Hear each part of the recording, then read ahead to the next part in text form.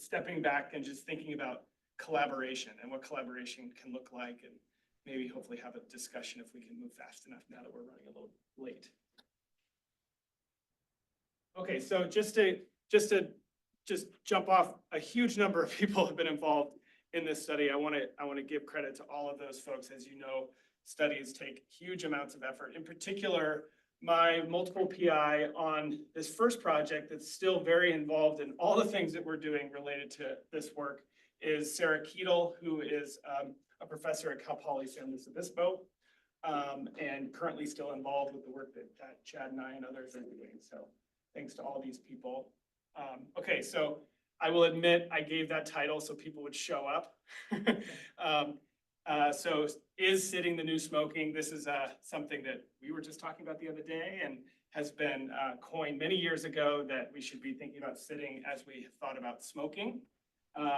And so I'm just showing you a few of the images that have sort of brought that to the attention of the public.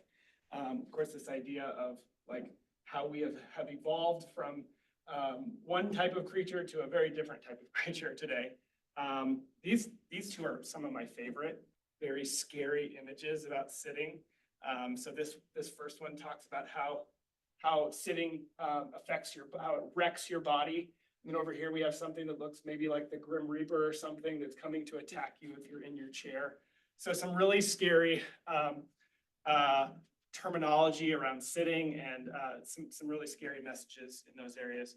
We wrote a paper a number of years ago now that actually compared the health impact of smoking to the health impact of sitting, and we concluded that sitting really isn't the new smoking. But as we were discussing the other day, that term, which was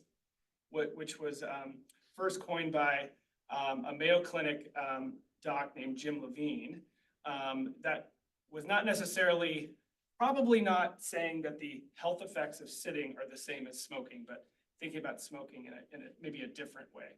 So, but from a health impact perspective, smoking probably still is worse for you than sitting.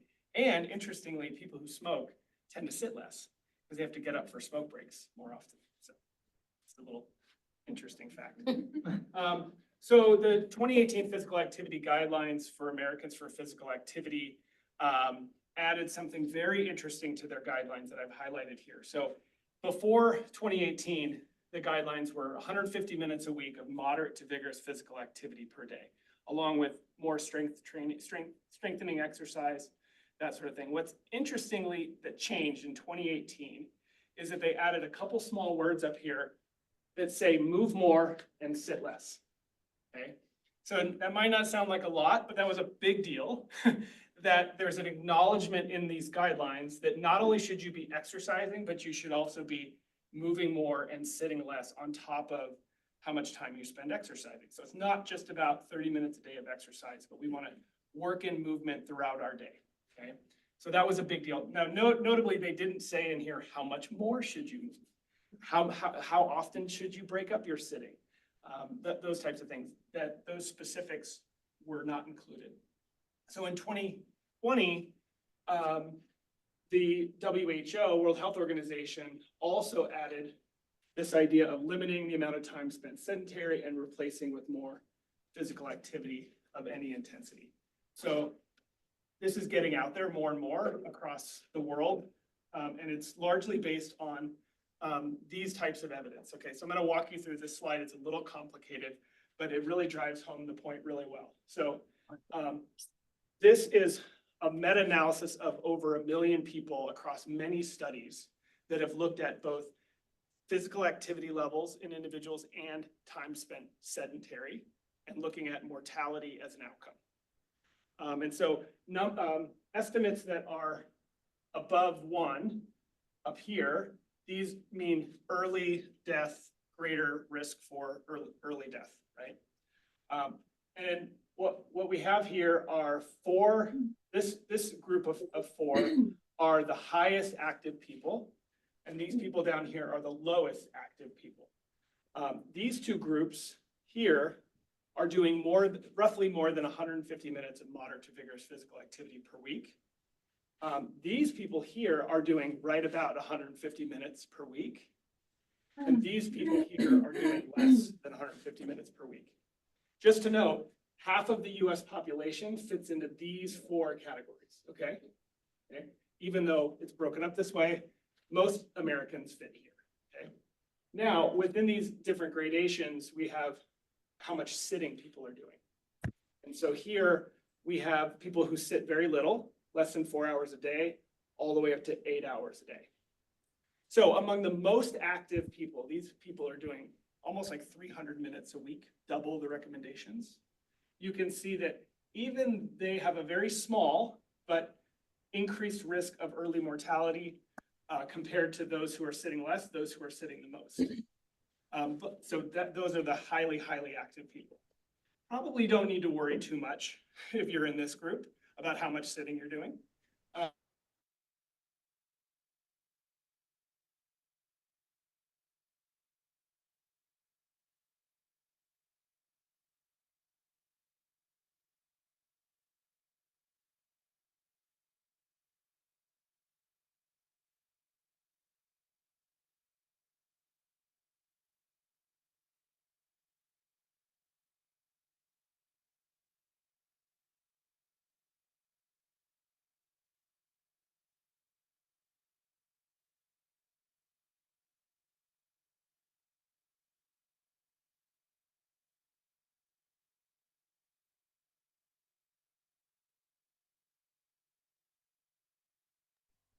Pat, can you unmute yourself, please?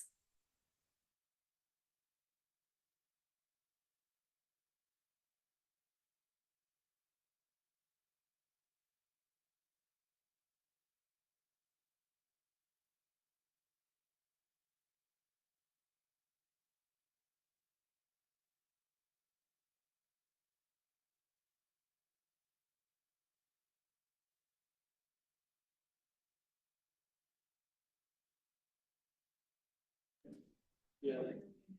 Oh, you muted. Laser. Oh, yeah, okay. All right, oh, I think I saw you muted everyone and that included me. Got it, okay. All right, sorry, I'm back on. So this slide here, and I'll point now, sorry about that. The difference between this slide and the last slide is that the red lines represent the risk for screen time specifically, while the blue lines represent what we saw before, which was total sitting. So the big picture here is screen time is particularly bad for you relative to other forms of sitting. I mean, if we look at this very top estimate here, these are the inactive people, people not meeting guidelines, and have the most screen time. They have really high risks of early mortality.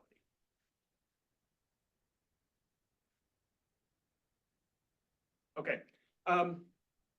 So one of the interesting things about screen time is that it has rapidly changed, and it continues to rapidly change in how we're consuming screen time. It used to be traditional television and on a TV was the typical way we would watch screens.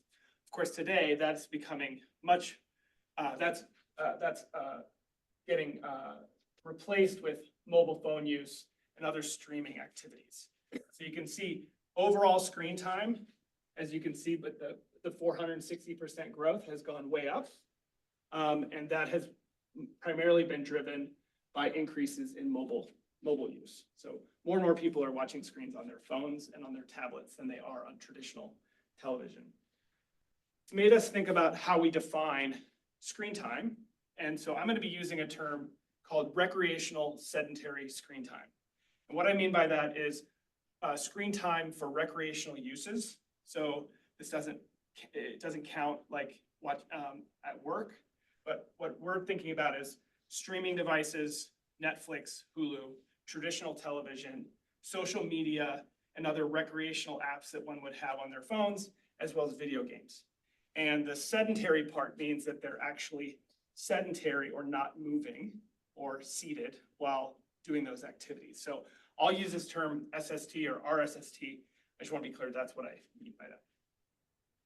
So the community guide, which puts out a lot of recommendations around what types of interventions and programs work and should be working in our community, recommended way back in 2016 that we should be thinking about interventions for reducing recreational sedentary screen time. And what we know in the literature is that there are lots of studies that do this. And they're all in children 13 years and younger, right? We care a lot about how much time our kids spend on screens. Only 2 studies before the one I'm going to show you have targeted adults. So we spend much more time thinking about the screen time of our kids and much less on us. Even though this does recommend limited evidence was available to assess the effectiveness of interventions among adults. So we need these types of studies. Okay, have any of you heard of something called the multi-phase optimization strategy? Stephanie's not allowed to answer that question. Anybody else ever heard of MOST? Okay, hopefully, I'm sure there are some people online that are raising their hand also. So we used what's called the multi-phase optimization strategy framework to design this intervention. And what this framework does is it helps when you have some evidence about what might work, but you don't know how best to package that information. You don't know how best to package an intervention. You can walk through what's called this MOST framework to help guide you on making the right decisions about how to get to the most efficient and the most effective intervention possible. So there's 3 major phases. I'm going to talk about preparation and optimization today. In the preparation phase, you do things like build a conceptual model for how this behavior works.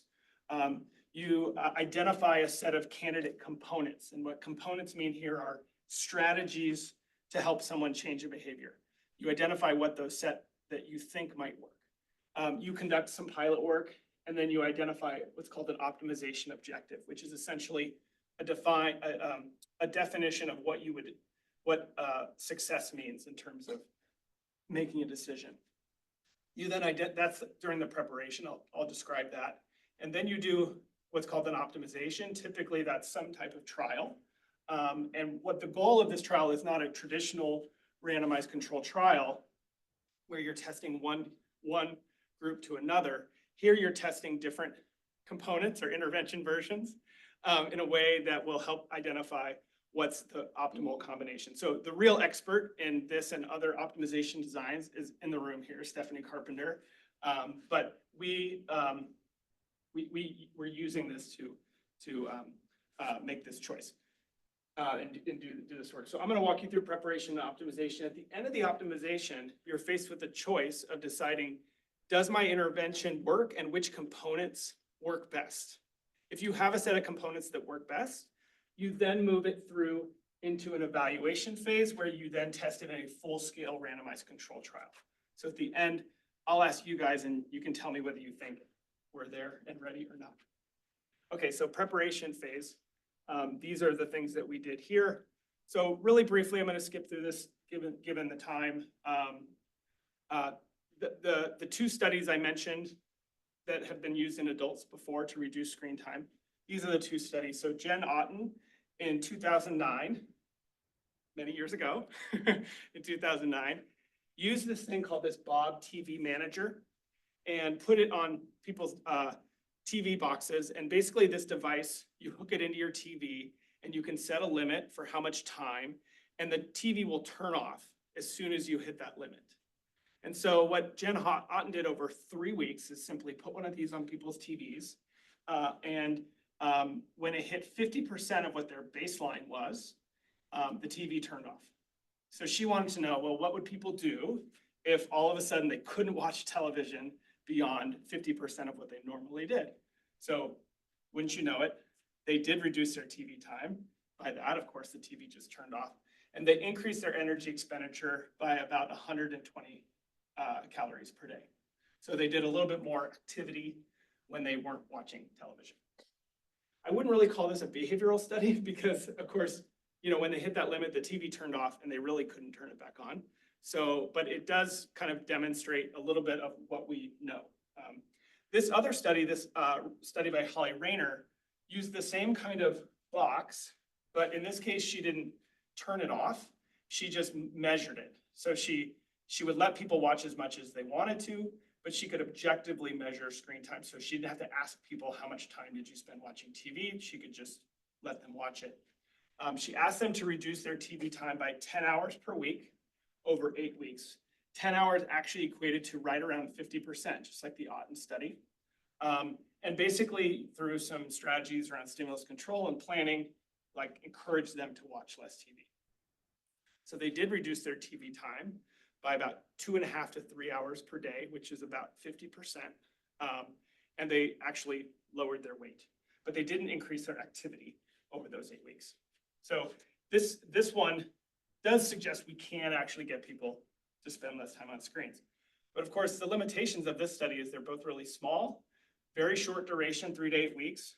They only target traditional TV viewing, which is very different, right? That kind of TV viewing is not what most of us do, and especially people younger than us do, right? Most people watch most of their television on a phone or a tablet. These studies also didn't increase any exercise. So one has suggested that maybe if we can get people to spend less time on the TV, maybe they'll go be more active. And this study didn't demonstrate that. This first one, I'll just say there's quite a bit of literature that we've done and others to suggest that prompts can help engage people in interventions and keep things fresh. And if those prompts or texts, if they are relevant to the moment and adaptive, then they actually can help engage people better. So we wanted to include a text component into what we were doing. This last one is, I think, the most interesting. This is a study in youth that we found that essentially encouraged kids to earn screen time through physical activity. So the idea was kids could be more active, and if they were more active, they could earn additional screen time. What was interesting is that they didn't actually increase their physical activity, they decreased their screen time. So a little bit antithetical to what you would think, right? Like, oh, I'll go exercise so that I can watch more screens. They ultimately avoided the screen so they didn't have to go exercise. So really the opposite of what one would think. So we found that to be really, really intriguing. So we are going to work that in as well. Okay, so this is now our component selection part of the MOST design. So our target was, this is now talk about the study that we're doing here. The target was a 50% reduction in screen time per week. And that's to match those other studies by Holly Rayner, Jen Otten. We included, and everybody got that. We asked everyone to cut their screen time in half. We also gave everyone self-monitoring tools so they could keep track of how much screen time they were doing. And we gave them some basic education to educate them on sort of the risks of too much screen time, that sort of thing. We then tested 3 components. These are our candidate components that we had to identify. One was lockout. So in lockout, we electronically limited how much screen time one would have at 50% reduction. So once they hit 50%, the screen turned off. So whether that was on their tablet or on their TV, the screen turned off at 50%. Others got, we also had another component called text. So this set adaptive reminders or prompts, about 1 to 3 prompts per day. And they were things like, hey, you're an hour away from your limit, or some other encouraging reminders and coaching types of things. And the third was Earn. So in Earn, they connected to a Fitbit, the app connected to a Fitbit. And so they could earn 30 minutes of extra screen time, they could earn 30 minutes of extra screen time for every 10-minute bout of exercise that they did. So they had to be up at a moderate intensity of exercise, but if they got there, they actually could add more. So those were the components we tested. This is our conceptual model. We'll skip over the conceptual model at this point, but this is one of the important steps of the MOST framework, is to identify how your components might be working. So this is a picture of our StandUPTV app, just to give you a flavor of what this looked like. Over here, so this is our education. So we gave them some ideas of alternatives of screen time and other basic education around screen time. So this is our gauge screen. So our gauge screen, we call this the gauge. This gives them their current amount of screen time that they've accrued throughout the week. So once they move from the green into the red, they're over their 50% limit. So this person in this moment was almost 3 hours over their 50% limit at the time we took this screen here. This screen is also the gauge, but in this case, we show a little bit more of how we worked in for those who got the earn condition. We allowed them to earn more. They could get a record of that earning that happened. I mentioned self-monitoring. This is an example of their self-monitoring. So they could look at how much social media time they had. They could look at how much other TV time they had in different categories of screen time. And they could keep track of it on a daily or a weekly basis, very much like what you get in Apple Screen Time or digital well-being. Okay, so I have to throw this slide in there for Chelsea and John and Kevin and Henry, because these guys worked miracles to make it possible for us to measure screen time objectively. One of the interesting things about this work is that we're actually measuring it objectively. And so what you see here is our app, screen time that is recorded from our app from the phone is sent to the server.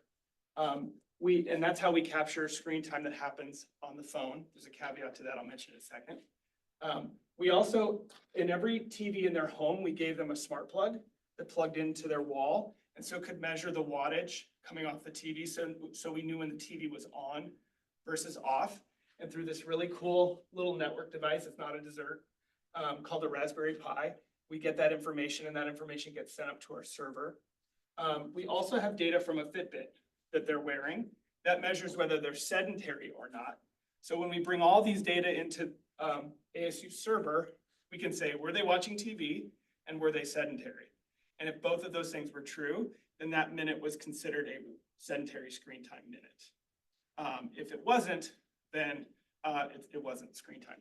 Now, for measurement, we also had people wear this ActiPal device at different time points. And that was because the Fitbit doesn't do a great job of measuring sitting versus standing.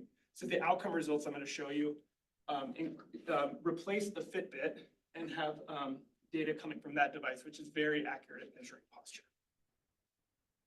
Okay, so we had a curveball in this study. After we got the grant funded, but before we got started, Apple decided they no longer were willing to share screen time information with third-party developers like ourselves. So we had a choice to make. We could either only do the study in Android users or provide an alternative way of doing screens. So we decided we didn't want to exclude Apple iOS users. So what we did is we built actually a tablet app, and we gave all of our participants a tablet to use during the study that had all of their normal apps on it. And so we encouraged them to use that tablet for any sort of streaming or social media use that they had. Not an ideal situation, because obviously we're introducing something that's not their normal device, but we felt like it was the best option we had to try to be as inclusive as we could, because we knew that a lot of people were using their phones and other things to stream their media. So we identified what we call a optimization objective. So, and that's what it is here. It's to develop an optimized intervention for reducing sedentary screen time by 60 minutes per day at 16 weeks. So our goal was to see which components of the three that I described could reduce their screen time by 60 minutes per day. And if it could reduce by 60 minutes per day and was overall feasible and acceptable, that would be our criteria for moving it forward into a larger trial. Okay, so I'm going to move into now the actual study itself and the actual optimization phase. Okay, so we recruited between May of 2021 and April of 2023. The one thing I'll just point out here in our exclusion criteria, not super critical, is that we had a really wide age group, 23 to 65 years of age. Typically, you'd be much smaller than that.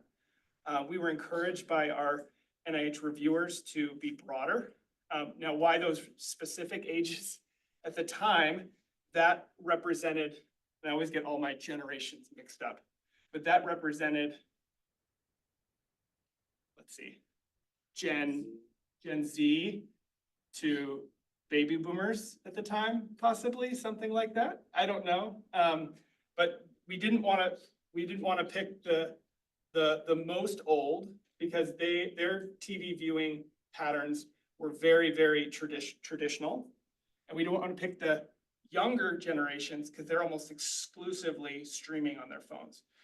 This age group, 23 to 65, represents some mixture where everyone in this age group has some combination of, they tend to watch on a stream it and on TV, on a traditional TV. Okay, so we chose to do what's called a full factorial design. And what this design does is it allows us to test each individual of those three components, but in a way that takes in the power of a study that incorporates multiple combinations. So let me just walk you through. So in condition one here, a participant who's assigned in condition one, randomly assigned in condition one, gets lockout, earn, and text all at the same time.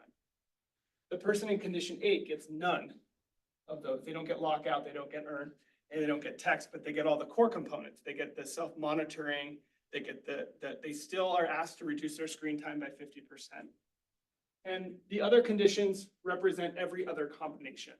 Because this is a randomized study and it's balanced, that allows us to test the effect of each component as well as combinations of components. So how does people in the lockout and earn do compared to other components?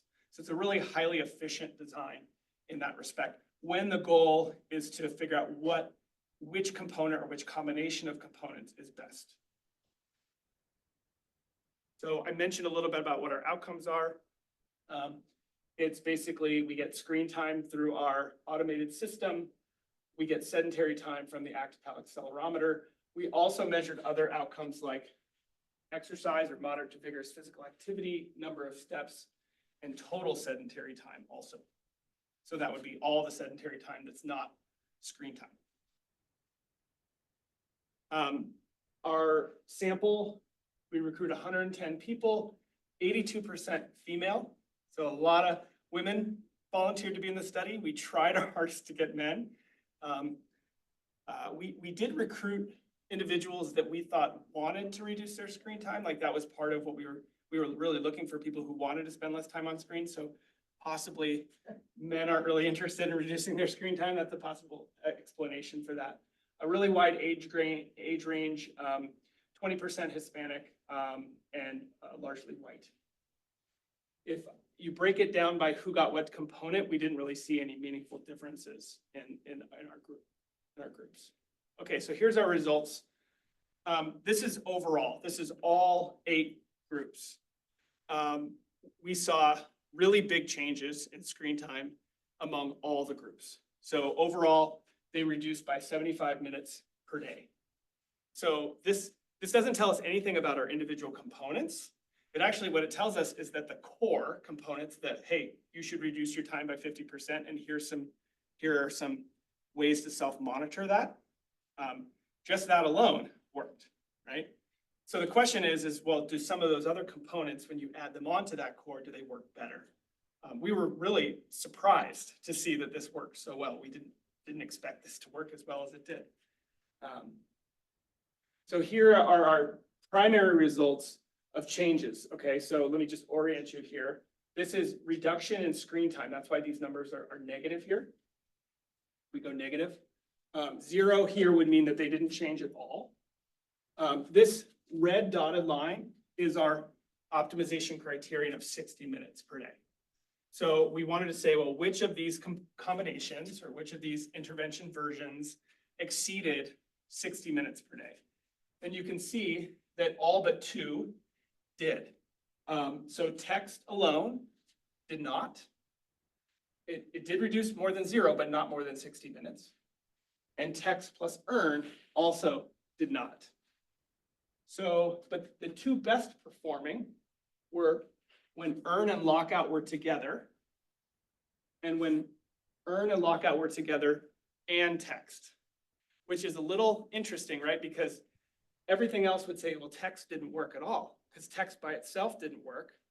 And actually, text and earn really didn't work, right?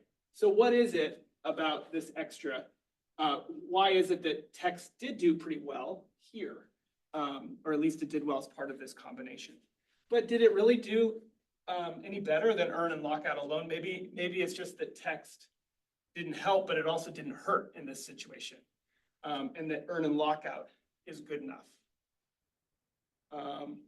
Okay, so a few more things, and then I'm going to ask your opinion on something. So this looks at earn, text, and lockout, and whether or not, and what happened to their other sedentary time, right? So these groups here, like these groups reduce their screen time by almost 130 minutes a day, over 2 hours a day, they reduce their screen time. That's a lot.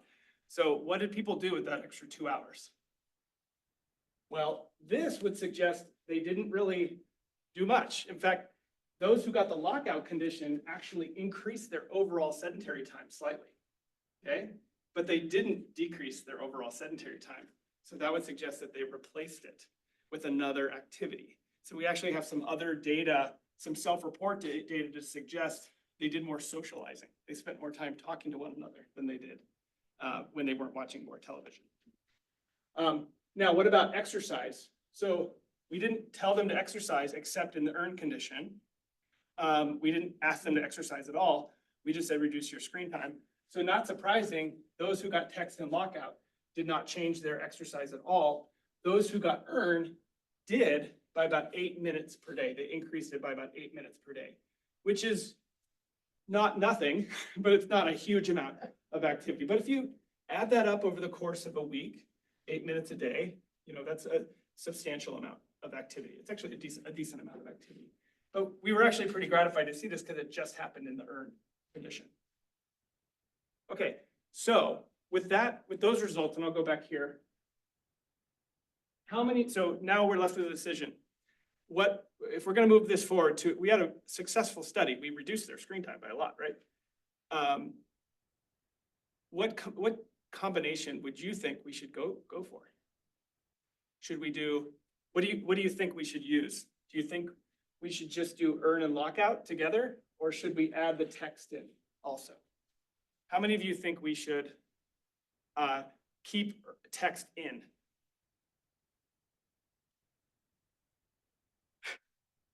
Only because of the sedentary results.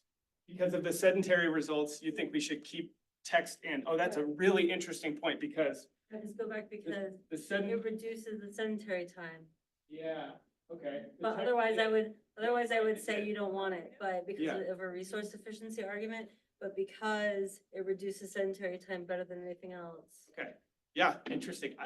There's your explanation for keeping it. That's one of that's one I hadn't thought of yet. Anyone have an argument? Well, now you have to compete with Dr. Carpenter back there, but anybody have an argument for not keeping text in?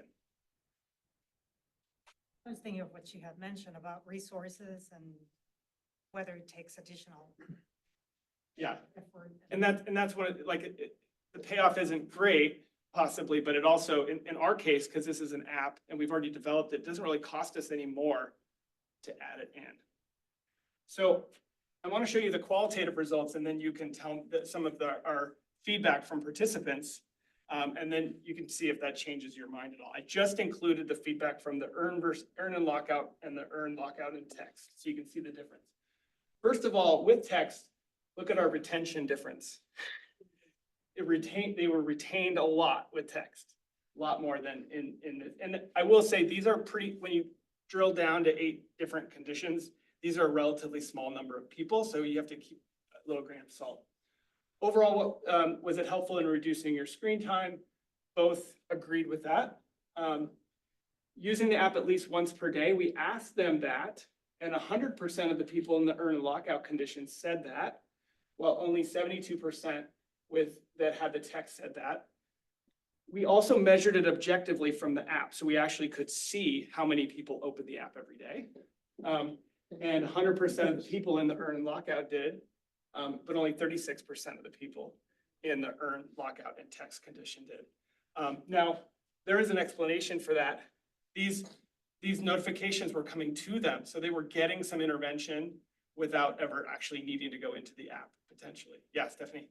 In the next iteration, you could link it so that when they click on the message, it automatically opens the app, so that then they have to interface with the app. But they still have to click it. They can get the message Right. without actually Was going. it, was it set up like that for your study? Yeah, Okay. it was already set up. So if they clicked on the message, it would take them in, but you know, a lot of people just glance at the message and dismiss. People tended to prefer to download it better in the all three conditions. They were more likely to endorse them recommending it. And then this is a setup for Chad. Would you be interested in continuing to use this app? We had much higher percentage. So when you take this and Stephanie's suggestion and several others, yeah, Gary? Buman asks, how many people did you have in the 8 conditions?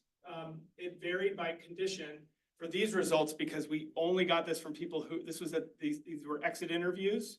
And because of our high dropout rate, we had, I think, 12 in the earn and lockout condition, and we had just over 20 in the earn and lockout and text condition. Okay, so that is the base of StandUPTV.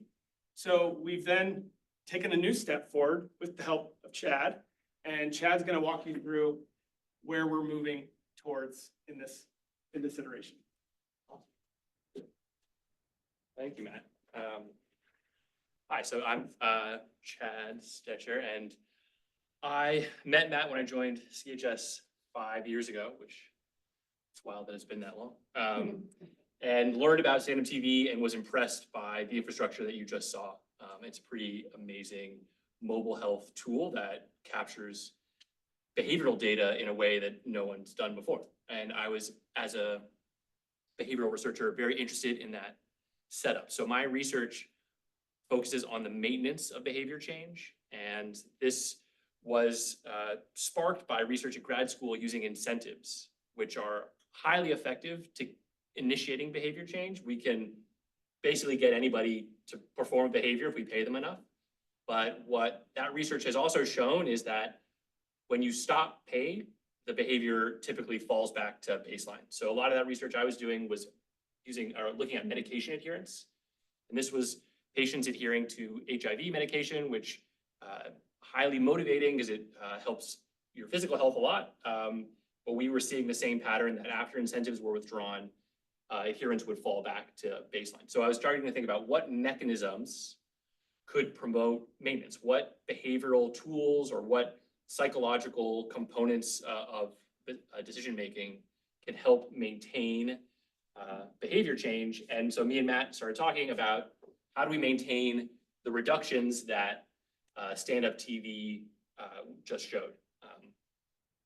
So I think, yeah, the basic mechanism that we're going after in this study has to do with non-conscious habits.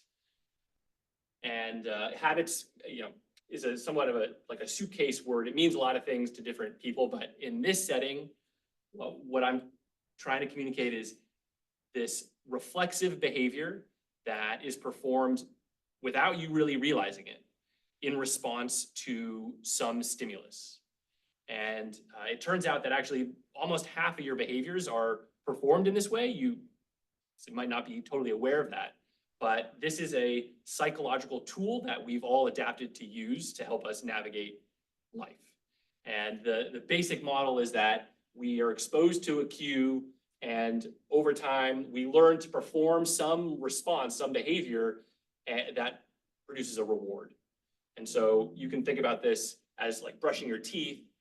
Every morning, you are unlikely to go through some kind of cost-benefit analysis about whether you should or shouldn't brush your teeth. This has become a behavior that's likely cued by walking into the bathroom or just seeing your toothbrush, or maybe there's like a sticky feeling in your mouth. And those cues over time, you've learned that if you brush your teeth when you see that cue, you get a reward and that your mouth feels better. And so this behavior becomes built as a habit and is maintained over time. So we started thinking about this. I first started thinking about this in regards to medication adherence, where we started delivering cues for medication adherence and saw that adherence was better maintained if medication adherence was paired with some other behavior like coffee or eating breakfast in the morning. That if you made sure your medication taking or pill taking was combined with the same cue every day, that you're more likely to maintain your adherence. So we thought about how can we apply that to the sedentary screen time reductions, sedentary screen time. Yeah. And so this is the basic premise of the study we're running right now, which is using all of the same infrastructure that Matt showed you. We are going to deliver real-time alerts to folks in the evening to help them develop a new habit of breaking up their sedentary screen time. So part of this is, if you think about the reductions that Matt showed, it's trying to think about what behavior, how can we build something that's going to maintain the reductions when all of the stand-up tools are taken away.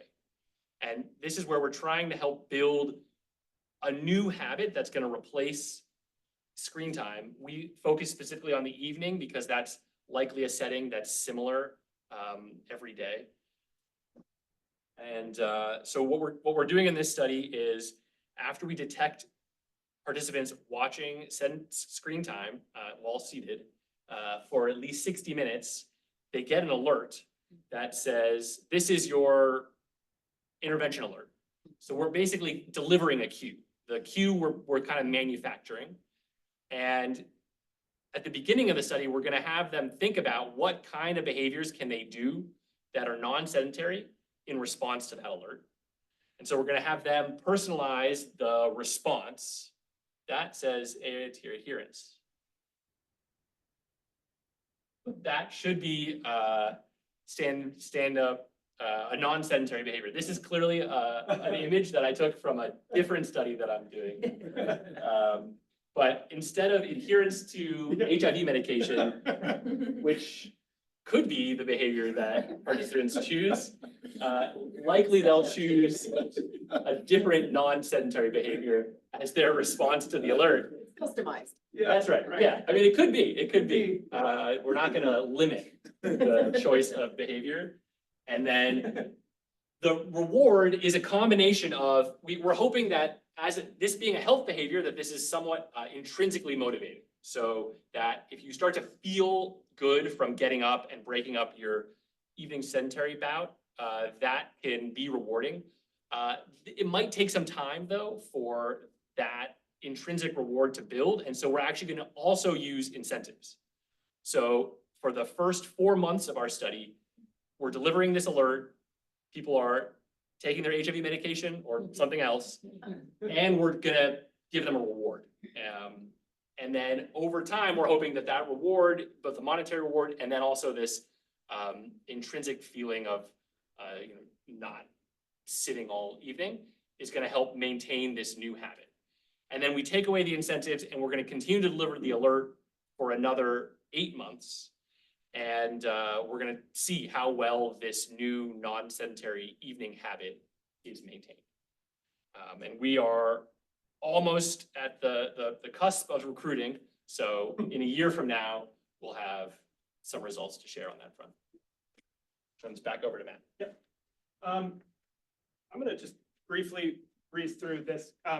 I want to just kind of close, and then we can open up for questions. Just to kind of just describe a little bit of the timeline over the years that this kind of work happened as a way to illustrate collaboration, right?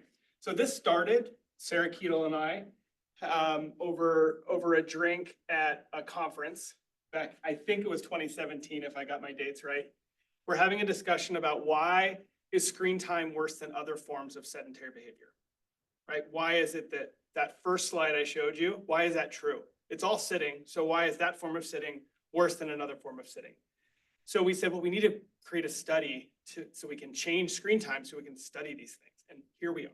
We have a study, we have something that can study that. And that started, I won't go into all that, but these are some of our hypotheses around why that's true. But it did start a bit of a cascade of different studies. So Dorothy and I, and Highway and Corey, we started this Workwell study, which was aligned with some of the same methods there related to sedentary time. That study, which has finally ended, also then led to our finally getting our R01 funded that I just showed you the results of. And then Dorothy and I and Sonia and Pavan Taraga and Lee Lu and Daniel Rivera and Gabe Scheibe and many other people wrote this big PO1 that we actually hope to resubmit soon, all built on this topic, right? Then Chad got his R01 funded, okay? Also on the same area. And now we're moving in with Susan and Hassan and others to do what we're calling our Watchwell study, which is really breaking down some of the basic science, some of the basic biological mechanisms that underpin sedentary behavior that are going to help us answer the question about why is screen time worse than other forms of sitting. So I just show you this to say, like, it takes a long time.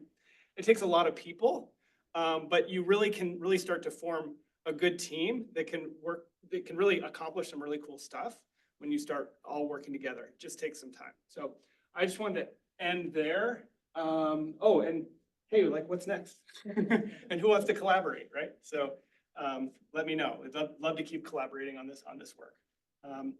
I'll keep this up for questions. These are our upcoming innovation talks, so please mark your calendar. But we do have a couple minutes for questions. And Gary, maybe you could help us with any that are online. Any questions or thoughts? For Chad or Andy? Matt, does time of year, weather, any of that enter into your research? Related to screen Yeah. use, well, Super Bowl. Screen time goes up during the Super Bowl. Right. We tried to haven't, study that during COVID. did you? We tried, remember we wrote that COVID. Oh, grant. right, yeah, right. Didn't get it funded though. Yeah, so I don't know the answer. I mean, we do know at a more fine-tuned level, which wouldn't be a surprise, but I was even shocked at how much screen time occurs at night versus the day. It's so overwhelmingly at night.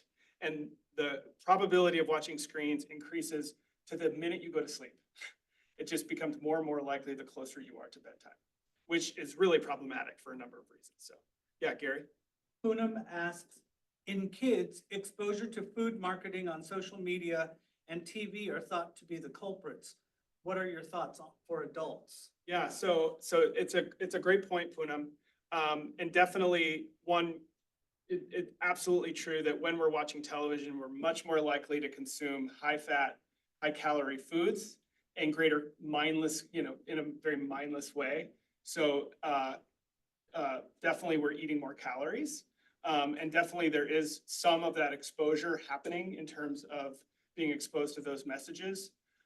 In studies that have controlled for diet, the effect of screen time persists.